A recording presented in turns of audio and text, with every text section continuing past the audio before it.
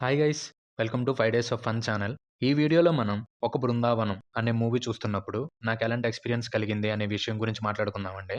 ఈ మూవీ మెయిన్‌గా ఒక 3 క్యారెక్టర్స్ యొక్క జర్నీ చుట్టూ తిరుగుతా ఉంటుందండి. ఫస్ట్ హాఫ్‌లో ఈ 3 క్యారెక్టర్స్‌కి సంబంధించిన క్యారెక్టరైజేషన్‌ని, వాటి చుట్టూ ఉండే ఎమోషన్స్‌ని చాలా బ్యూటిఫుల్‌గా ప్రెజెంట్ చేశారండి మన ముందుకి. ఇంకా ఈ 3 క్యారెక్టర్స్ గురించి ప్రాపర్‌గా ఎస్టాబ్లిష్ చేసిన తర్వాత, ఆ 3 క్యారెక్టర్స్‌ని కలిపిన విధానం కూడా చాలా బ్యూటిఫుల్‌గా ఉంటుందండి. ఫస్ట్ హాఫ్ మొత్తంలో హీరో, హీరోయిన్ కలిసిన తర్వాత స్పెసిఫిక్‌గా ఒక 15-20 మినిట్స్ ఒక పోర్షన్ ఉంటుందండి. ఆ పోర్షన్ ఎంత బ్యూటిఫుల్ ఉంటుందంటే, ఆ సీక్వెన్స్ మొత్తంలో డిఫరెంట్ టైప్స్ ఆఫ్ క్యారెక్టర్స్‌ని మనకు పరిచయం చేస్తా ఉంటారు. ఆ క్యారెక్టర్స్ యొక్క ఆలోచనలు, వాళ్ళ యొక్క లైఫ్ స్టైల్ మనకి ఎంత నేచురల్‌గా ప్రెజెంట్ చేశారంటే, ఇన్వాల్వ్ అయిపోతాం మనం కథలో. అంత బ్యూటిఫుల్‌గా ఉంది ఆ పోర్షన్ అంతా కూడా. హీరో పోర్షన్ వరకు ఇనీషియల్‌గా కొంచెం లైట్‌గా బోర్ కొట్టించింది గానీ, వెళ్తున్న కొద్దీ ఆ క్యారెక్టర్ చుట్టూ ఉన్న బాండింగ్స్ కానీ, బాండింగ్స్‌తో హీరోకి వచ్చే రెస్పాన్సిబిలిటీస్ గానీ, స్టోరీలో ముందుకెళ్తున్న కొద్దీ చాలా బ్యూటిఫుల్‌గా ప్రెజెంట్ చేశారండి. అవన్నీ చూస్తున్నంత సేపు చాలా హాయిగా అనిపించింది మనసుకి.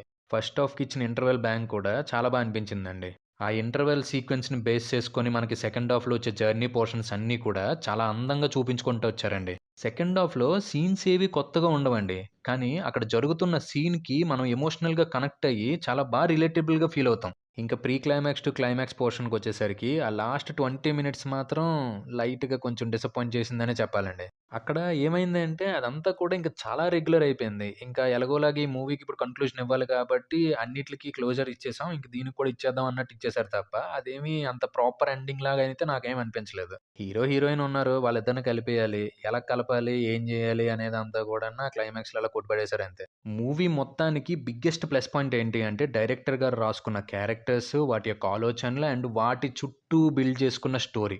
డైరెక్టర్ గారు తీసుకున్న స్టోరీ కానీ, స్క్రీన్ ప్లే గానీ, క్యారెక్టర్స్ గానీ, వాటి మధ్య ఉన్న ఎమోషన్స్ గానీ ఏవి కొత్తగా ఉండవు. కానీ సినిమా మొత్తంలో ఎక్కడ కూడా మనకు 1% కూడా బోర్ కొట్టించకుండా ఎమోషనల్‌గా మనకు బాగా కనెక్ట్ అయ్యేలా తీశారు. టెక్నికల్‌గా కూడా మూవీ బ్రిలియంట్‌గా ఉందనే చెప్పాలండి. సినిమాటోగ్రఫీ కానీ, మ్యూజిక్ కానీ ఈ రెండిట్లికి మాత్రం స్పెషల్ అప్రిషియేషన్ ఇచ్చే తీరాలండి. మూవీ స్టార్ట్ అయినప్పటి నుంచి ఎండ్ అయ్యే వరకు అక్కడక్కడ లైట్‌గా బోర్ కొట్టించినప్పటికీ మేజర్ పోర్షన్స్ మనకు బోర్ ఫీల్ అవ్వకుండా ఉన్నాయి అంటే మాత్రం ఖచ్చితంగా మ్యూజిక్ డైరెక్టర్ యొక్క మ్యూజిక్ అండ్ సినిమాటోగ్రఫీ యొక్క విజువల్సే కారణమండి.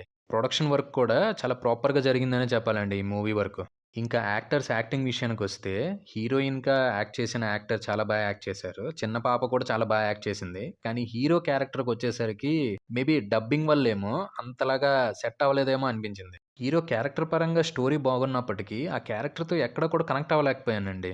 ఓవరాల్‌గా నా వరకు మూవీ విషయానికొస్తే, ఎక్కడ కూడా కొత్త కథ చూస్తున్నామన్న ఫీలింగ్ అయితే క్రియేట్ అవ్వలేదు. కానీ, ఒక మంచి కథ చూసానన్న ఫీలింగ్ అయితే మాత్రం ఖచ్చితంగా క్రియేట్ అయిందండి. అదండి. ఒక 'బృందావనం' అనే మూవీ చూస్తున్నప్పుడు నాకు కలిగిన ఎక్స్‌పీరియన్స్. ఇంకో మూవీ ఎక్స్‌పీరియన్స్‌తో మళ్ళీ మీ ముందుకొచ్చేస్తాం. Until then stay safe and be happy. Bye by.